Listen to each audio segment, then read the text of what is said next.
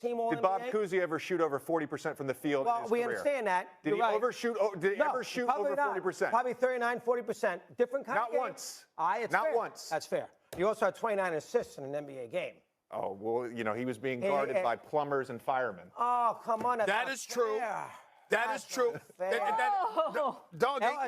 West is a plumber or a fireman. My perspective is you got to start somewhere. The NBA obviously started in 1946 and Bob Cousy was drafted in 1950. And if you really thought, if you look back at the game of basketball, that it was going to be amazing to watch and you just thought everyone was going to be extremely efficient and you're going to see very efficient, compact moves that are fun to watch, you're just flat out wrong, because that's how it is with every sport. You can't expect it to be amazing to watch. You can't expect the ticket sales to be amazing from day one, because it's a product that starts from the very beginning, and then obviously you have to build upon that to make it very successful. You always start at the bottom and you have to work yourself up when it comes to a product. For example, Bob Cousy, yes, a lot of people make fun of, yes, he averaged a good amount of points, but his efficiency was not great. JJ Redick obviously made a joke on his podcast that, yes, Dolph Schayes is a Hall of Famer, or he was in the top 75, but he shot like below 40% from the field, or at 40% not good efficiency. So I watched some film of Dolph Schayes. Dolph Schayes never shot more than 40% from the field. He was a sharpshooter back in the day. He shot 38% from the field every fucking year.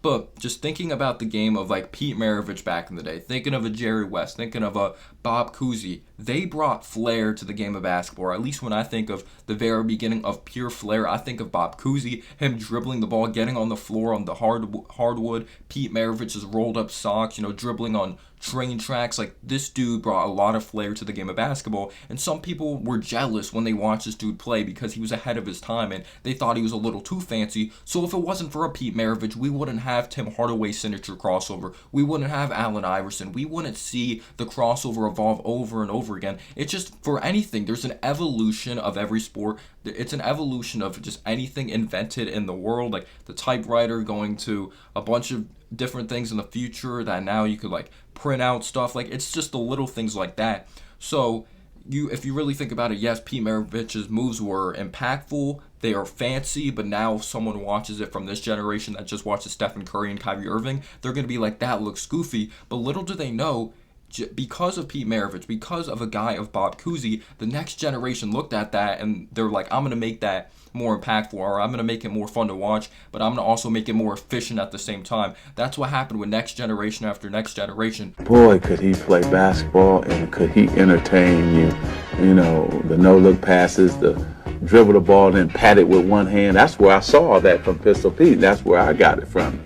Kareem Abdul-Jabbar's skyhook, one of the most signature moves, one of the best signature moves of all time. Or you could also look at it from this perspective. Wilt Chamberlain dropped 100 points in a game. Bill Russell, obviously fantastic, most rings, or one of the most accomplished players in NBA history. And you think about generation from generation, Akeem Olajuwon, looking up, maybe watching Wilt Chamberlain's highlights, or a Bill Russell's highlights, and then you think about Akeem Olajuwon. Joel Embiid looks up to Akeem Olajuwon.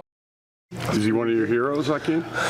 Yes, one of my idols. So if it wasn't for these previous generations, yes, it might have looked goofy back then, but you got to start somewhere, and it continues to evolve over and over again. Different mechanics of shots. I think we should just appreciate the game of basketball, because if it wasn't for those guys, we wouldn't have some of the best players of all time. And Bernard King, a lot of people may not know about Bernard King, one of the best scorers in the 80s, played for the Bulls, played for the Knicks. Carmelo Anthony, one of the best scorers of all time. Him just getting the ball on the block, turnaround, fadeaway jumpers, being extremely efficient, just face-up game. Bernard King brought that to the table as well, who was one of the best scorers in the 80s and could have been even better if it wasn't for injuries, overcame a lot of adversity. So I think we should definitely respect some of these players, or just in every single generation when it comes to the NBA. Again, it was goofy to watch, but that's how it was from the beginning. You can't take anything away from them. You can't take away just the competition they played up against, or that's just how the competition was back then. Guys were learning to just really become more